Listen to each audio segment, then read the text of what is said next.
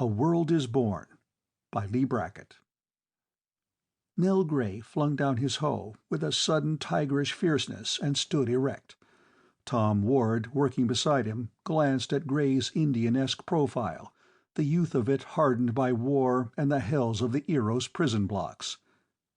A quick flash of satisfaction crossed Ward's dark eyes. Then he grinned and said mockingly, "Hell of a place to spend the rest of your life, ain't it?" Mel Gray stared with slitted blue eyes down the valley. The huge sun of Mercury seared his naked body. Sweat channeled the dust on his skin. His throat ached with thirst, and the bitter landscape mocked him more than Wade's dark face. "The rest of my life," he repeated softly. "The rest of my life." He was 28. Wade spat in the damp black earth. "You ought to be glad. Helping the unfortunate, building a haven for the derelict." "Shut up!" Fury rose in Gray, hotter than the boiling springs that ran from the sunside to water the valleys. He hated Mercury. He hated John Moulton and his daughter Jill, who had conceived this plan of building a new world for the destitute and desperate veterans of the Second Interplanetary War. "I've had enough unselfish service," he whispered. "I'm serving myself from now on." Escape. That was all he wanted. Escape from these stifling valleys, from the snarl of the wind in barren crags that towered higher than Everest into airless space. Escape from the surveillance of the 20 guards, the forced companionship of the 99 other veteran convicts. Wade poked at the furrows between the sturdy hybrid tubers. "It ain't possible, kid. Not even for Duke Gray, the light-fingered genius who held the interstellar police at a standstill for 5 years." He laughed. "I read your publicity." Gray stroked slow, earth-stained fingers over his sleek cap of yellow hair. "You think so?" he asked softly. Dio the Martian came down the furrow, his lean, wiry figure silhouetted against the upper panorama of the valley. The neat rows of vegetables and the green riot of Venusian wheat dotted with toiling men and their friendly guards. Dio's green, narrowed eyes studied Gray's hard face. "What's the matter, Gray? Trying to start something?" "Suppose I were?" asked Gray silkily. Dio was the unofficial leader of the convict veterans. There was about his thin body and hatchet face some of the grim determination that had made the Martians cling to their dying world and bring life to it again. "You volunteered like the rest of us," said the Martian. "Haven't you the guts to stick it?" "The hell I volunteered. The IPA sent me. And what's it to you?"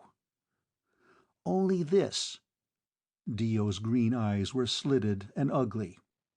"You've only been here a month. The rest of us came nearly a year ago, because we wanted to. We've worked like slaves because we wanted to. In 3 weeks the crops will be in. The Moulton Project will be self-supporting. Moulton will get his permanent charter, and we'll be on our way.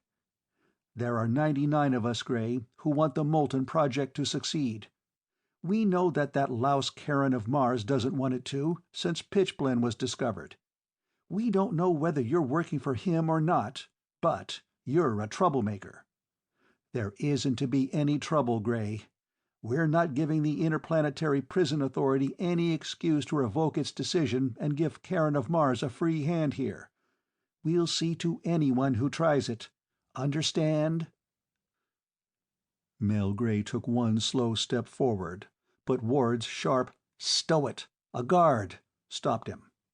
The Martian worked back up the furrow. The guard, reassured, strolled back up the valley, squinting at the jagged streak of pale gray sky that was going black as low clouds formed, only a few 100 feet above the copper cables that ran from cliff to cliff high over their heads. "Another storm," growled Ward. "It gets worse as Mercury enters perihelion. Lovely world, ain't it?" "Why did you volunteer?" asked Gray, picking up his hoe. Ward shrugged. "I had my reasons." Gray voiced the question that had troubled him since his transfer.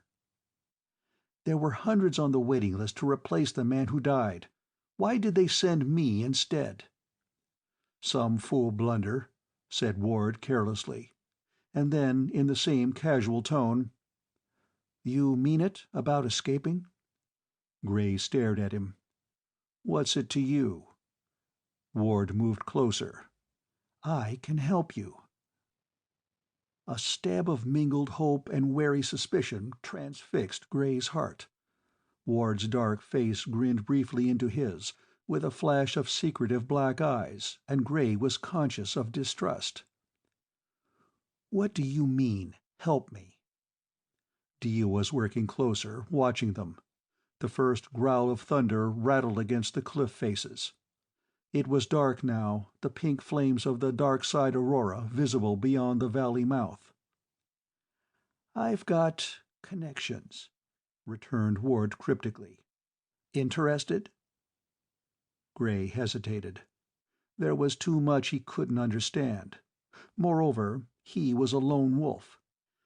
Had been, since the Second Interplanetary War wrenched him from the quiet backwater of his country home an eternity of 8 years before, and hammered him into hardness, a cynic who trusted nobody and nothing but Mel Duke Gray.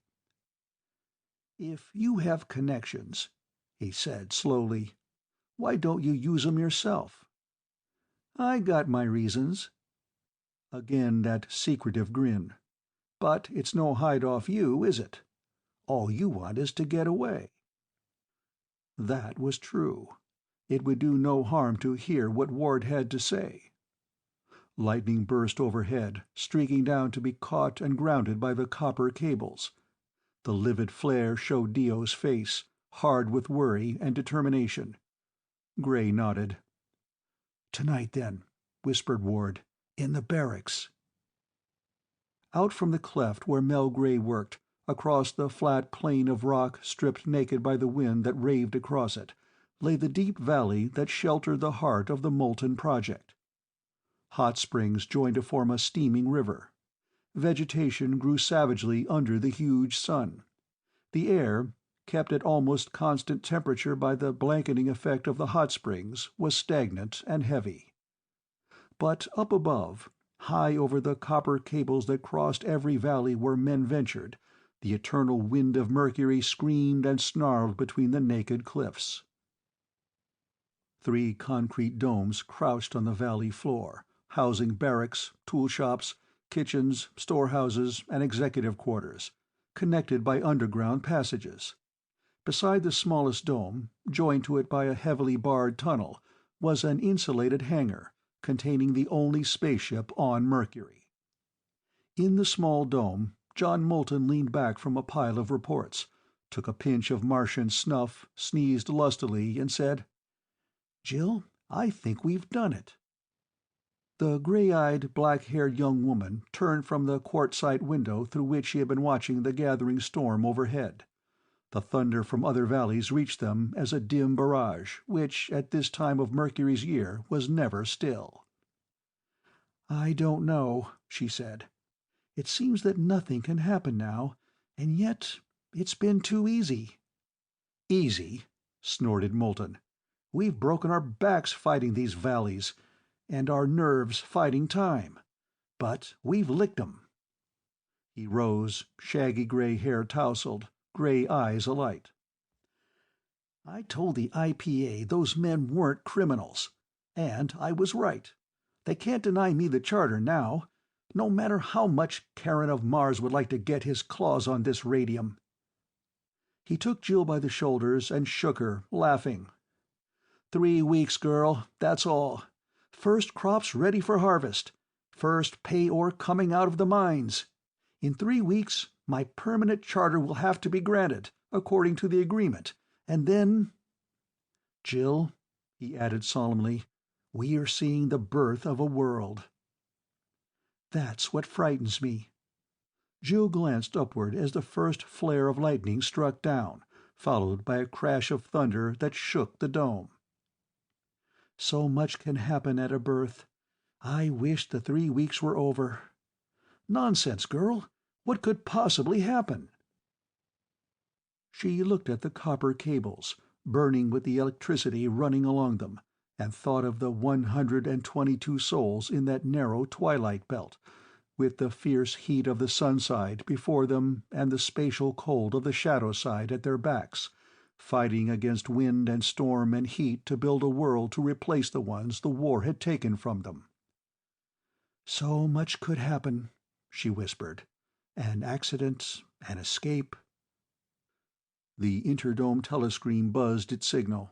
Jill, caught in a queer mood of premonition, went to it.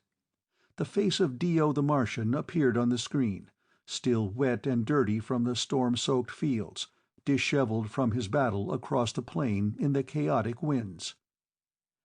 "I want to see you, Miss Moulton," he said. "There's something funny I think you ought to know." "Of course," said Jill, and met her father's eyes. "I think we'll see now which one of us is right." The barracks were quiet, except for the mutter of distant thunder and the heavy breathing of exhausted men. Tom Ward crouched in the darkness by Mel Gray's bunk. "You ain't gonna go soft at the last minute, are you?"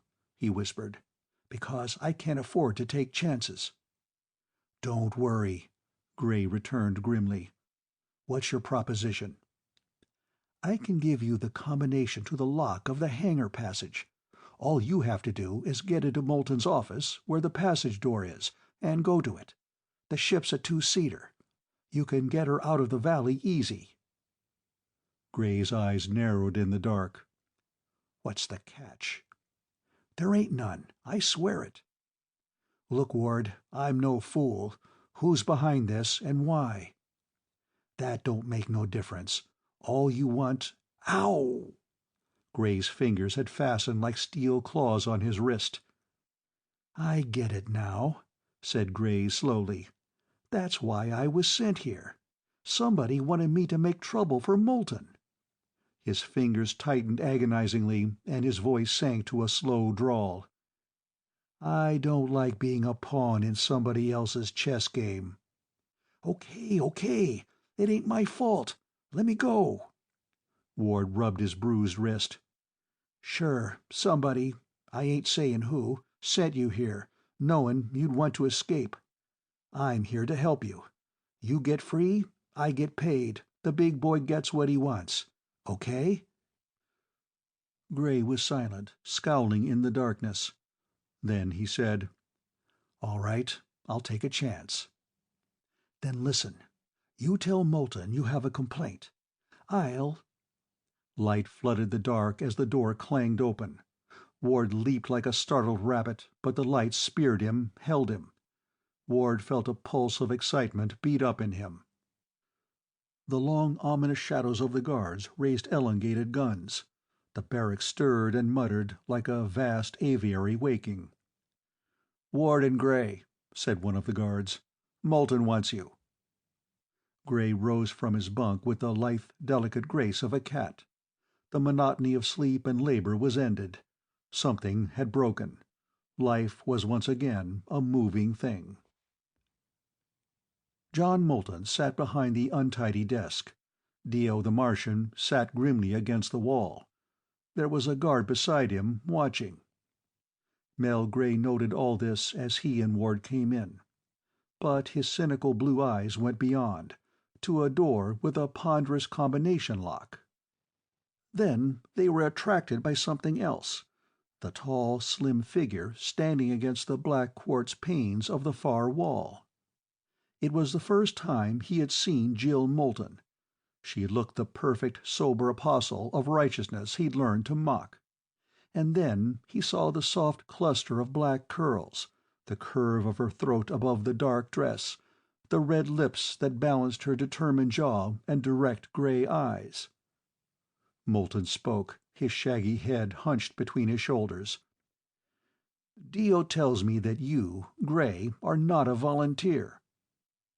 "Tattletale," said Gray. He was gauging the distance to the hangar door, the positions of the guards, the time it would take to spin out the combination, and he knew he couldn't do it.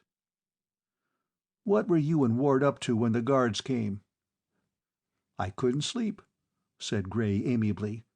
"He was telling me bedtime stories." Jill Moulton was lovely, he couldn't deny that. Lovely, but not soft. She gave him an idea. Moulton's jaw clamped. "Cut the comedy, Gray. Are you working for Karen of Mars?" Karen of Mars, chairman of the board of the Interplanetary Prison Authority. Dio had mentioned him. Gray smiled in understanding. Karen of Mars had sent him, Gray, to Mercury. Karen of Mars was helping him, through Ward, to escape. Karen of Mars wanted Mercury for his own purposes, and he could have it. "In a manner of speaking, Mr. Moulton," he said gravely, "Karen of Mars is working for me." He caught Ward's sharp hiss of remonstrance.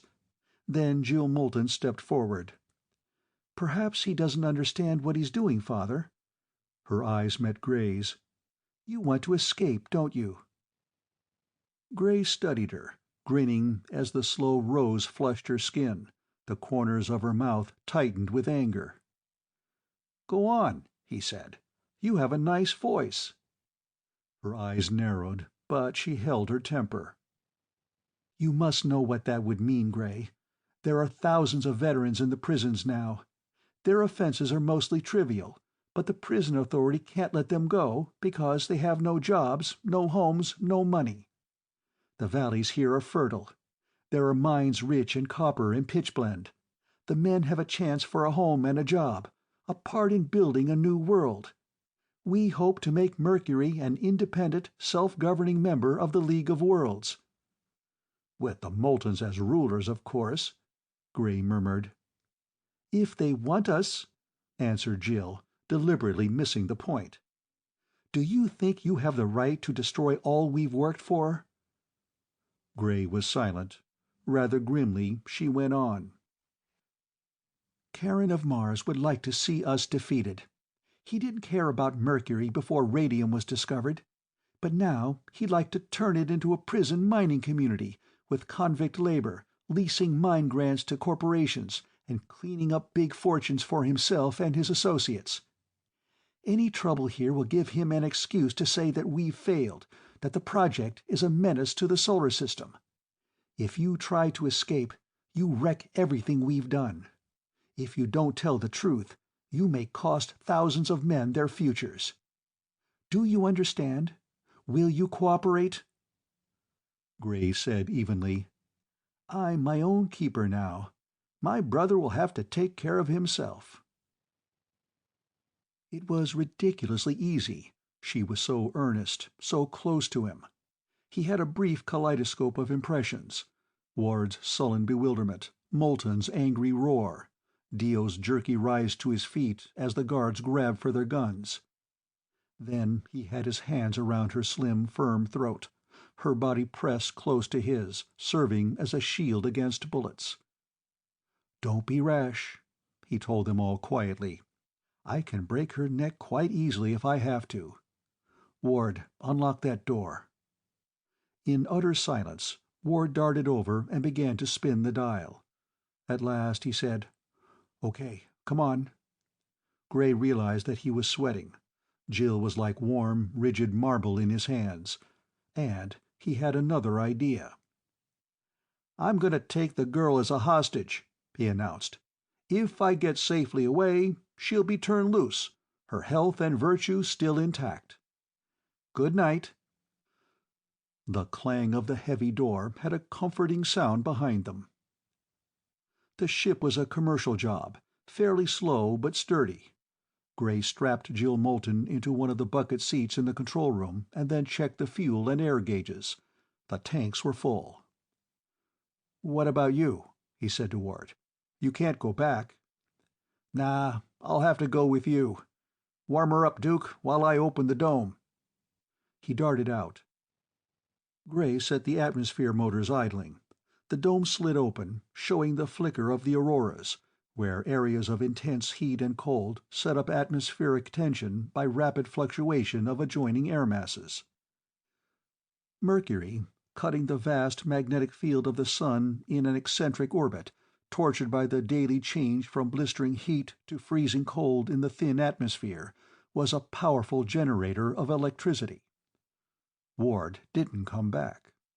Swearing under his breath, tense for the sound of pursuit in spite of the girl, Gray went to look. Out beyond the hangar, he saw a figure running hard up into the narrowing cleft of the valley where natural galleries in the rock of Mercury led to the places where the copper cables were anchored, and farther into the unexplored mystery of the caves. Gray scowled, his arrogant Roman profile hard against the flickering aurora. Then he slammed the lock shut. The ship roared out into the tearing winds of the plain. Gray cut in his rockets and blasted up, into the airless dark among the high peaks. Jill Moulton hadn't moved or spoken. Gray snapped on the space radio, leaving his own screen dark. Presently he picked up signals in a code he didn't know. "Listen," he said. "I knew there was some reason for Ward's running out on me." His Indian-esque face hardened. "So that's the game. They want to make trouble for you by letting me escape, and then make themselves heroes by bringing me in, preferably dead. They've got ships waiting to get me as soon as I clear Mercury, and they're getting standby instructions from somebody on the ground. The somebody that Ward was making for." Jill's breath made a small hiss. "Somebody's near the project." Gray snapped on his transmitter. "Duke Gray, calling all ships off Mercury. Will the flagship of your reception committee please come in?" His screen flickered to life. A man's face appeared, the middle-aged, soft-fleshed, almost stickily innocent face of one of the solar system's greatest crusaders against vice and crime. Jill Moulton gasped. "Karen of Mars!" "Ward gave the game away," said Gray gently. "Too bad." The face of Karen of Mars never changed expression, but behind those flesh-hooded eyes was a cunning brain, working at top speed. "I have a passenger," Gray went on. "Miss Jill Moulton. I'm responsible for her safety, and I'd hate to have her inconvenienced." The tip of a pale tongue flicked across Karen's pale lips. "That is a pity," he said with the intonation of a preaching minister. "But I cannot stop the machinery set in motion." "And besides," finished Gray acidly, "you think that if Jill Moulton dies with me, it'll break John Moulton so he won't fight you at all." His lean hand poised on the switch. "All right, you putrid flesh tub. Try and catch us." The screen went dead. Gray hunched over the controls. If he could get past them, lose himself in the glare of the sun. He looked aside at the stony-faced girl beside him. She was studying him contemptuously out of hard gray eyes. "How," she said slowly, "can you be such a callous swine?" "Callous?" He controlled the quite unreasonable anger that rose in him. "Not at all. The war taught me that if I didn't look out for myself, no one would." "And yet you must have started out a human being." He laughed. The ship burst into searing sunlight. The sun side of Mercury blazed below them. Out toward the velvet dark of space the side of a waiting ship flashed burning silver. Even as he watched, the flare of its rockets arced against the blackness. They had been sighted. Gray's practiced eye gauged the stranger's speed against his own, and he cursed softly. Abruptly, he wheeled the ship and started down again, cutting his rockets as the shadow swallowed them. The ship was eerily silent, dropping with a rising scream as the atmosphere touched the hull. "What are you going to do?" asked Jill almost too quietly. He didn't answer. Maneuvering the ship on velocity between those stupendous pinnacles took all his attention. Karen, at least, couldn't follow him in the dark without exhaust flares as guides. They swept across the wind-torn plain, into the mouth of the valley where Gray had worked, braking hard to a stop under the cables. "You might have got past them," said Jill. "1 chance in 100. Her mouth twisted. "Afraid to take it?" He smiled harshly. "I haven't yet reached the stage where I kill women. You'll be safe here. The men will find you in the morning. I'm going back alone." "Safe," she said bitterly. "For what? No matter what happens, the project is ruined." "Don't worry," he told her brutally. "You'll find some other way to make a living." Her eyes blazed. "You think that's all it means to us? Just money and power?" She whispered, "I hope they kill you, Duke Gray." He rose lazily and opened the airlock, then turned and freed her.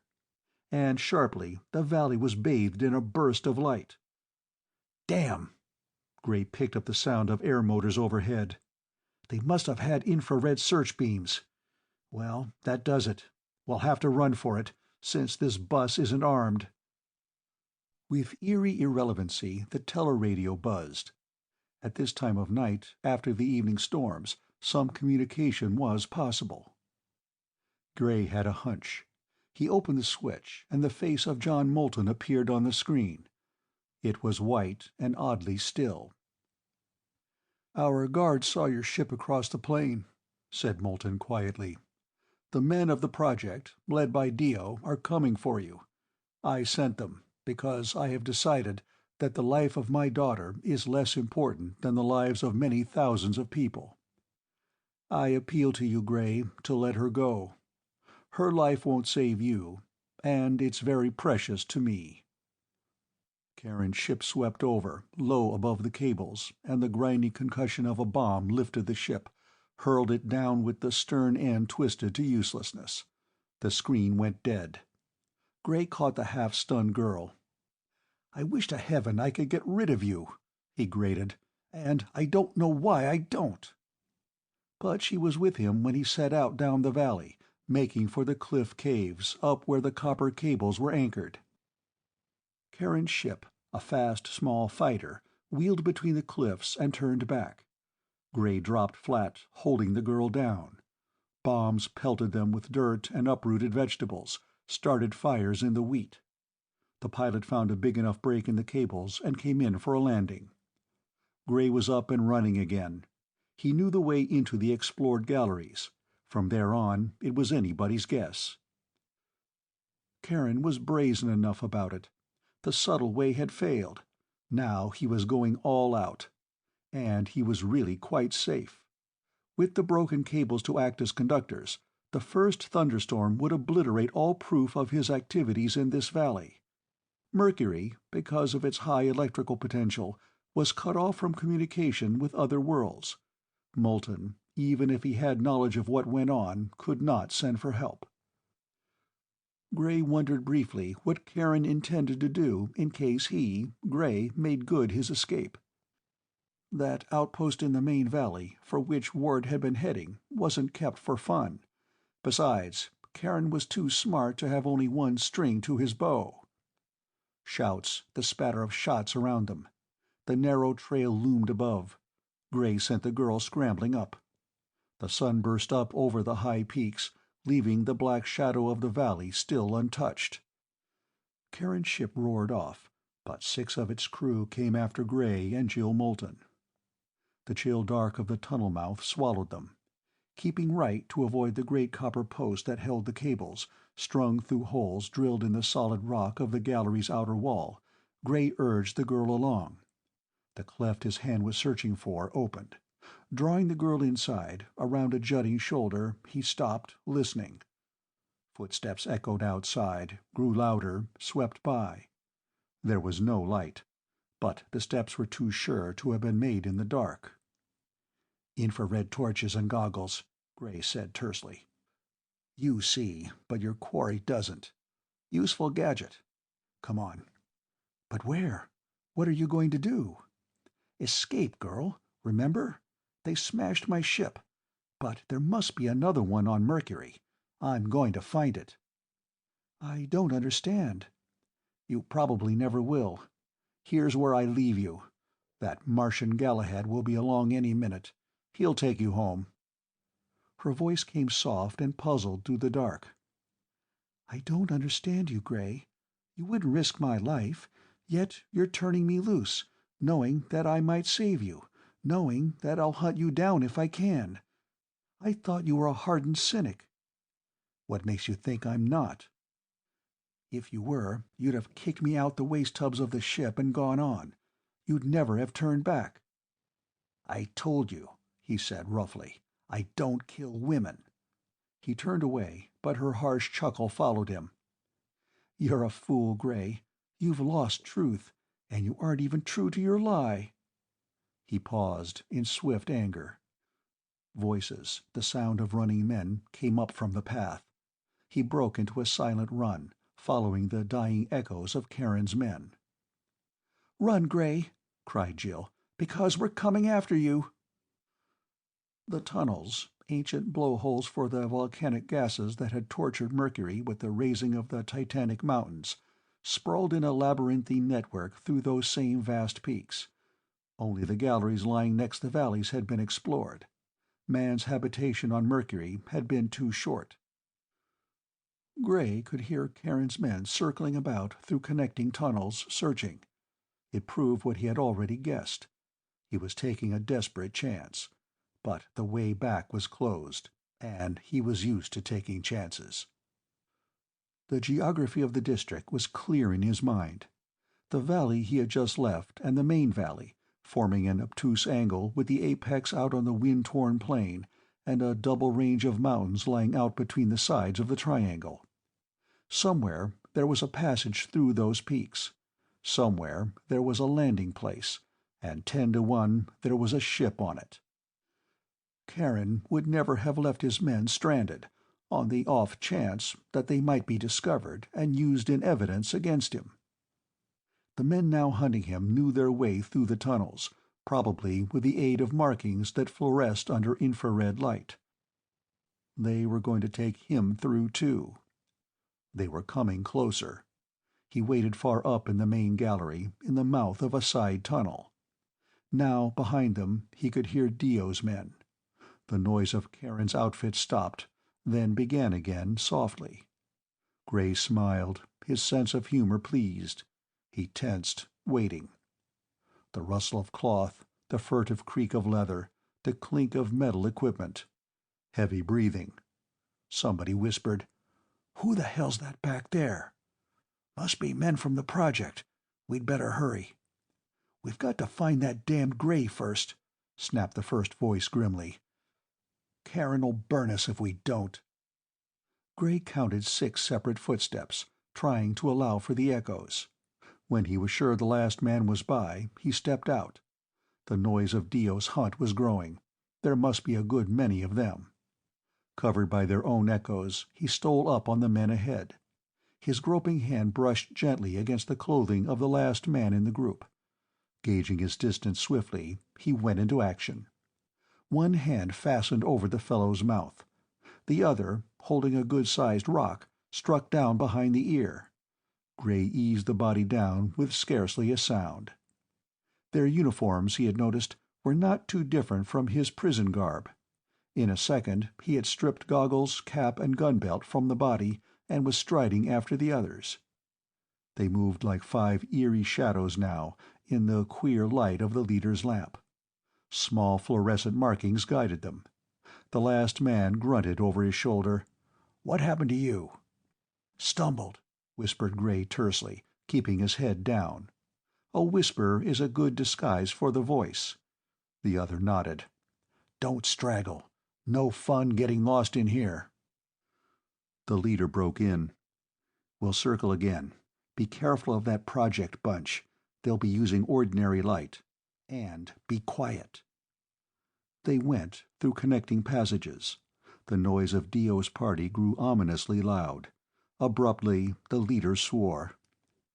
"Karen or no Karen, he's gone. And we'd better go too." He turned off down a different tunnel, and Gray heaved a sigh of relief, remembering the body he'd left in the open. For a time the noise of their pursuers grew remote, and then suddenly there was an echoing clamor of footsteps and the glare of torches on the wall of a cross-passage ahead. Voices came to Gray, distorted by the rock vaults. "I'm sure I heard them just then." It was Jill's voice.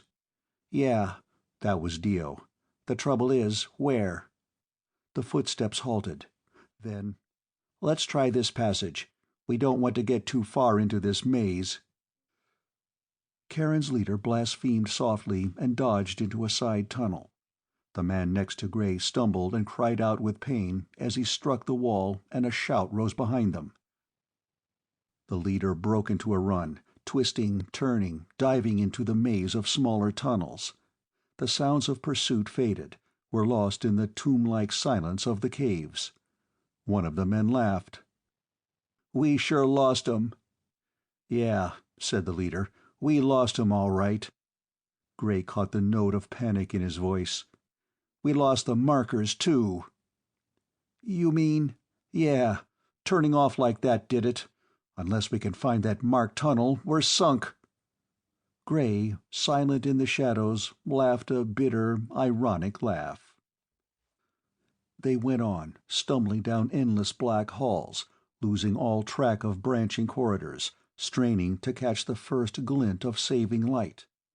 Once or twice they caught the echoes of Dio's party, and knew that they too were lost and wandering. Then, quite suddenly, they came out into a vast gallery, running like a subway tube straight to left and right. A wind tore down it, hot as a draft from the burning gates of hell. It was a moment before anyone grasped the significance of that wind. Then someone shouted, "We're saved! All we have to do is walk against it!" They turned left, almost running in the teeth of that searing blast, and Gray began to notice a peculiar thing. The air was charged with electricity. His clothing stiffened and crackled.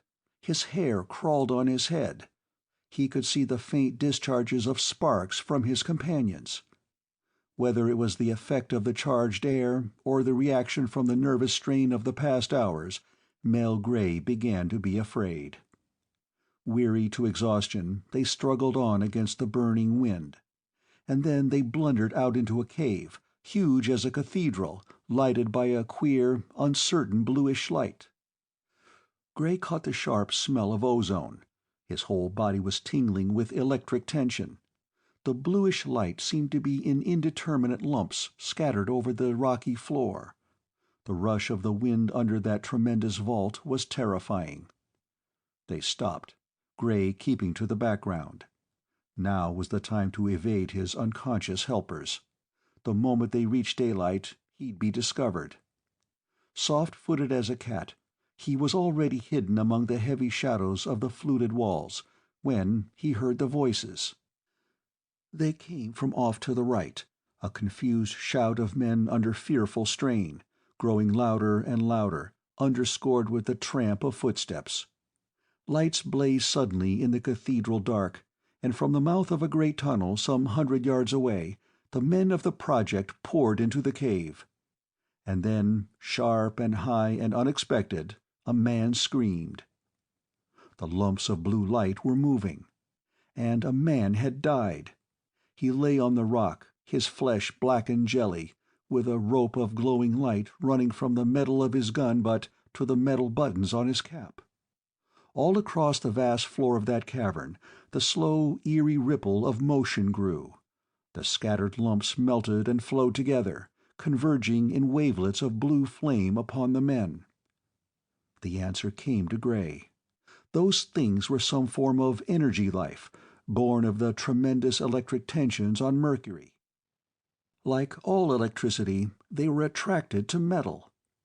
In a sudden frenzy of motion, he ripped off his metal-framed goggles, his cap and gun belt. The Moultons forbade metal because of the danger of lightning, and his boots were made of rubber, so he felt reasonably safe, but a tense fear ran in prickling waves across his skin. Guns began to bark, their feeble thunder all but drowned in the vast rush of the wind. Bullets struck the oncoming waves of light with no more effect than the eruption of a shower of sparks. Gray's attention somehow was riveted on Jill, standing with Dio at the head of her men. She wore ordinary light slippers, having been dressed only for indoors, and there were silver ornaments at waist and throat. He might have escaped then, quite unnoticed. Instead, for a reason even he couldn't understand, he ran for Jill Moulton.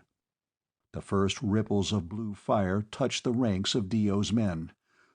Bolts of it leaped upward to fasten upon gun butts and the buckles of cartridge belts. Men screamed, fell, and died. An arm of the fire licked out, driving in behind Dio and the girl. The guns of Karen's 4 remaining men were silent now. Gray leaped over that hissing electric surf, running toward Jill. A hungry worm of light reared up, searching for Dio's gun. Gray's hand swept it down, to be instantly buried in a mass of glowing ropes. Dio's hatchet face snarled at him in startled anger. Jill cried out as Gray tore the silver ornaments from her dress. "Throw down the guns!" he yelled. "It's metal they want!" He heard his name shouted by men torn momentarily from their own terror. Dio cried, "Shoot him!" A few bullets whined past, but their immediate fear spoiled both aim and attention. Gray caught up Jill and began to run, toward the tube from which the wind howled in the cave. Behind him, grimly, Dio followed. The electric beasts didn't notice him. His insulated feet trampled through them, buried to the ankle in living flame, feeling queer, tenuous bodies break and reform. The wind met them like a physical barrier at the tunnel mouth. Gray put Jill down. The wind strangled him. He tore off his coat and wrapped it over the girl's head, using his shirt over his own. Jill, her black curls whipped straight, tried to fight back past him, and he saw Dio coming, bent double against the wind. He saw something else, something that made him grab Jill and point, his flesh crawling with swift, cold dread. The electric beasts had finished their pleasure. The dead were cinders on the rock. The living had run back into the tunnels, and now the blue sea of fire was flowing again, straight toward the place where they stood. It was flowing fast, and Gray sensed an urgency, an impersonal haste, as though a command had been laid upon those living ropes of flame. The first dim rumble of thunder rolled down the wind. Gripping Jill, Gray turned up the tunnel. The wind, compressed in that narrow throat of rock, beat them blind and breathless, beat them to their bellies to crawl. How long it took them, he never knew. But Gray caught glimpses of Dio the Martian crawling behind them, and behind him again the relentless flow of the fire things. They floundered out onto a rocky slope, fell away beneath the suck of the wind, and lay still, gasping.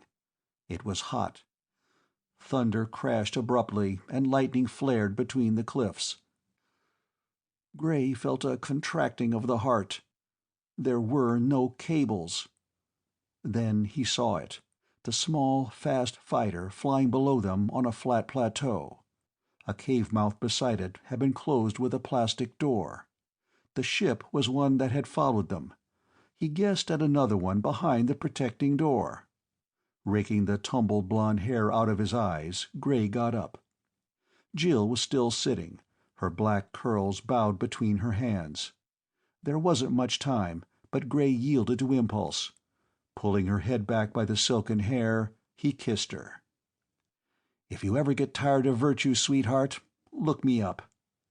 But somehow he wasn't grinning, and he ran down the slope. He was almost to the open lock of the ship when things began to happen. Dio staggered out of the wind tunnel and sagged down beside Jill. Then, abruptly, the big door opened. 5 men came out, one in pilot's costume, 2 in nondescript apparel, 1 in expensive business clothes, and the 5th in dark prison garb. Gray recognized the last 2, Karen of Mars and the errant Ward. They were evidently on the verge of leaving, but they looked cheerful. Karen's sickly sweet face all but oozed honey, and Ward was grinning his rat's grin. Thunder banged and rolled among the rocks. Lightning flared in the cloudy murk. Gray saw the hull of a second ship beyond the door. Then the newcomers had seen him, and the two on the slope. Guns ripped out of holsters. Gray's heart began to pound slowly. He and Jill and Dio were caught up on that naked slope, with the flood of electric death at their backs. His Indian-esque face hardened. Bullets whined round him as he turned back up the slope, but he ran doubled over, putting all his hope in the tricky, uncertain light. Jill and the Martian crouched stiffly, not knowing where to turn. A flare of lightning showed Gray the first of the fire things, flowing out onto the ledge, hidden from the men below. "Back into the cave!" he yelled. His urgent hand fairly lifted Dio. The Martian glared at him, then obeyed. Bullets snarled against the rock. The light was too bad for accurate shooting, but luck couldn't stay with them forever. Gray glanced over his shoulder as they scrambled up on the ledge. Karen waited by his ship. Ward and the others were charging the slope. Gray's teeth gleamed in a cruel grin. Sweeping Jill into his arms, he stepped into the lapping flow of fire. Dio swore viciously, but he followed. They started toward the cave mouth, staggering in the rush of the wind. "For God's sake, don't fall," snapped Gray. "Here they come."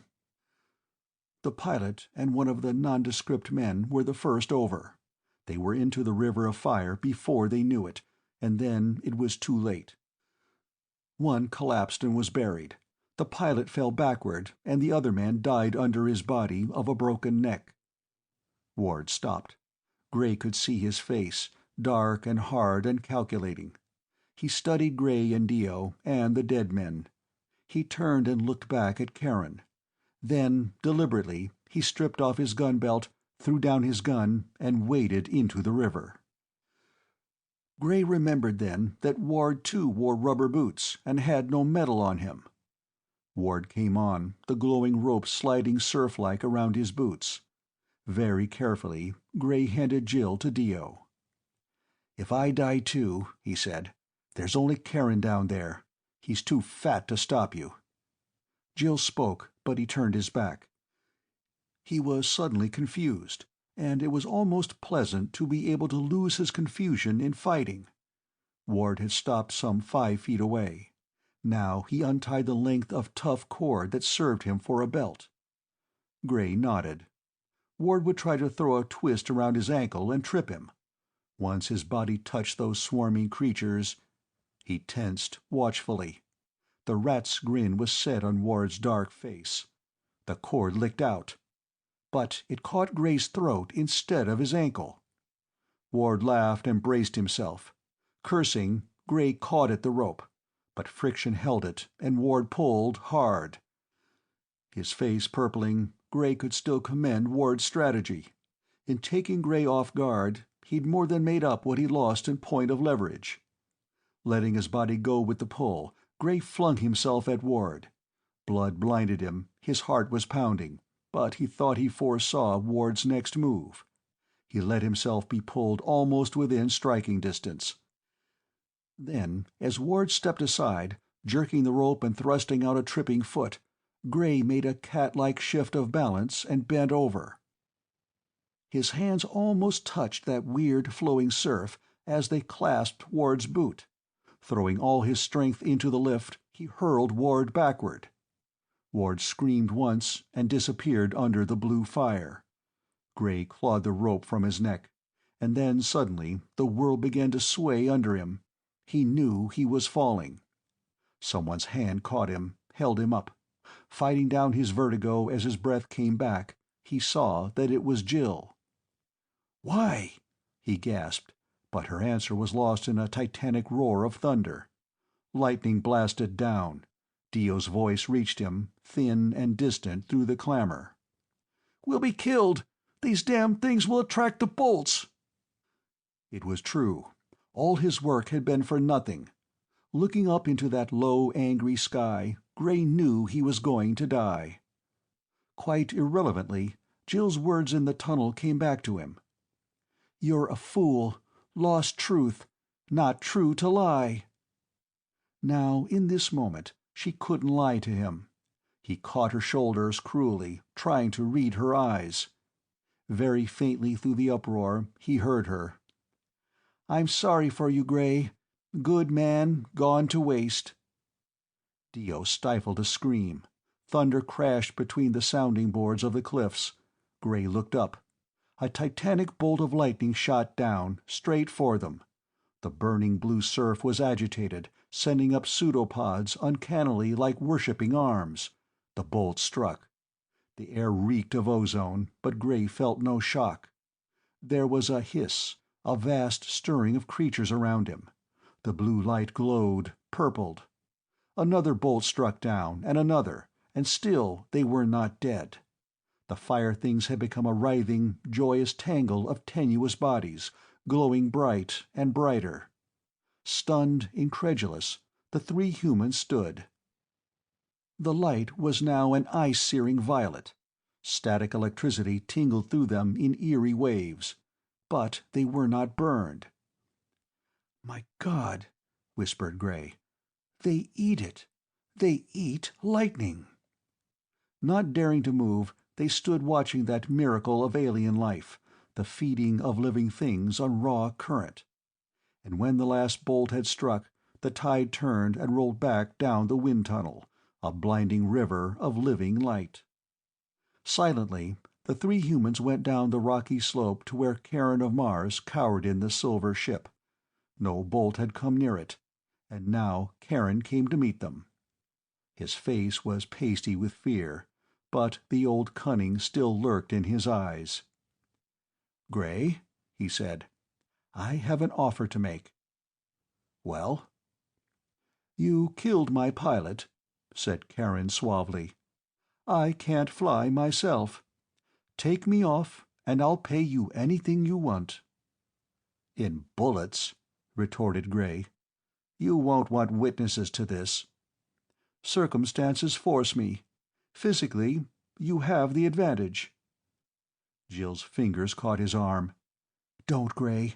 The project—" Karen faced her. "The project is doomed in any case.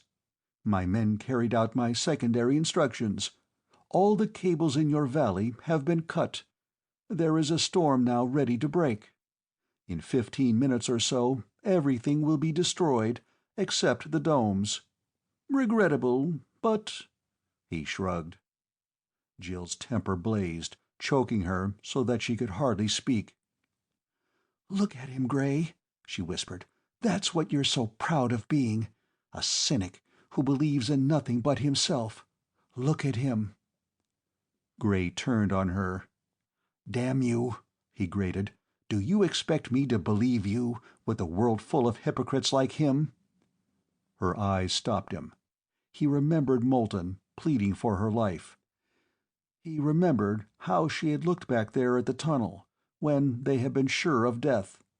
Some of his assurance was shaken. "Listen," he said harshly. "I can save your valley. There's a chance in a million of coming out alive. Will you die for what you believe in?" She hesitated, just for a second. Then she looked at Dio and said, "Yes." Gray turned. Almost lazily, his fist snapped up and took Karen on his flabby jaw. "Take care of him, Dio," he grunted. Then he entered the ship, herding the white-faced girl before him. The ship hurtled up into airless space, where the blinding sunlight lay in sharp shadows on the rock.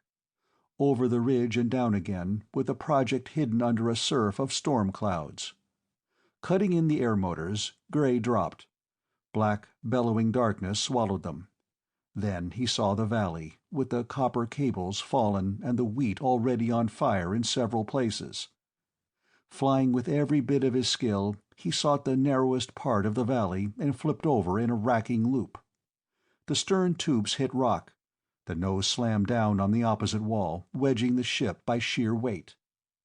Lightning gathered in a vast javelin and flamed down upon them. Jill flinched and caught her breath. The flame hissed along the hull and vanished into seared and blackened rock. "Still willing to die for principle?" asked Gray brutally. She glared at him. "Yes," she snapped. "But I hate having to die in your company." She looked down at the valley. Lightning struck with monotonous regularity on the hull, but the valley was untouched. Jill smiled, though her face was white, her body rigid with waiting. It was the smile that did it. Gray looked at her, her tousled black curls, the lithe young curves of throat and breast. He leaned back in his seat, scowling out at the storm. "Relax," he said. "You aren't going to die." She turned on him, not daring to speak. He went on slowly. "The only chance you took was in the landing. We're acting as a lightning rod for the whole valley, being the highest and best conductor. But as a man named Faraday proved, the charge resides on the surface of the conductor. We're perfectly safe." "How dared you?" she whispered. He faced her, almost angrily. "You knocked the props out from under my philosophy. I've had enough hypocritical eyewash. I had to prove you. Well, I have." She was quiet for some time. Then she said, "I understand, Duke. I'm glad. And now what, for you?" He shrugged wryly. "I don't know. I can still take Karen's other ship and escape, but I don't think I want to. I think perhaps I'll stick around and give virtue another whirl." Smoothing back his sleek fair hair, he shot her a sparkling look from under his hands. "I won't," he added softly, "even mind going to Sunday school, if you were the teacher." The end of A World is Born by Leigh Brackett.